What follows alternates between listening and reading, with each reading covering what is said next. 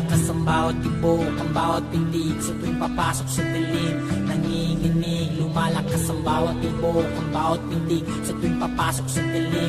Nanginginig sa pagkagat ng dilim at pagsapit ng gabi.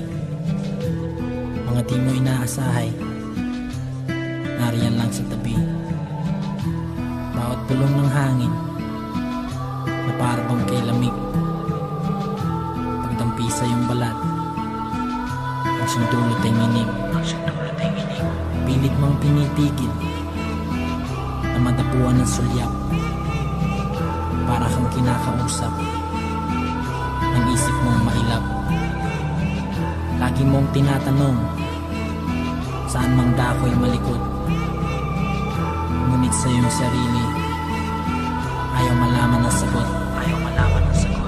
Sa bahay na bato may isang aling nagro-rosaryo, mata niya'y nakapikit, napadilat at nagulat, umuumulang espiritu. Haluhalu mo ako!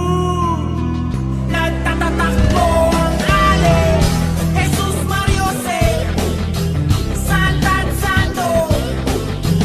Nanginginig ako,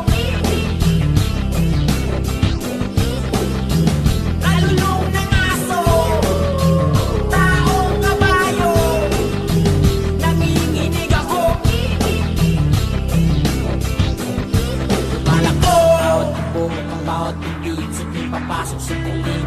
Nanginginig, lumalakas ang bawat tibok, ang bawat pintig sa tuwing papasok sa dilim. Nanginginig, nilalakad sa kalye ang isang lalaki, sa puno ng balete may tikbalang at duwende.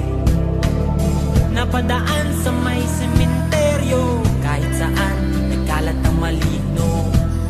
Laman lupa, tikbalang engkanto, sari-saring mga misteryosong elemento. Jesus Mariose, Santan Santo. Nanginginig ako, kalulong ng aso, taong kabayo. Nanginginig ako,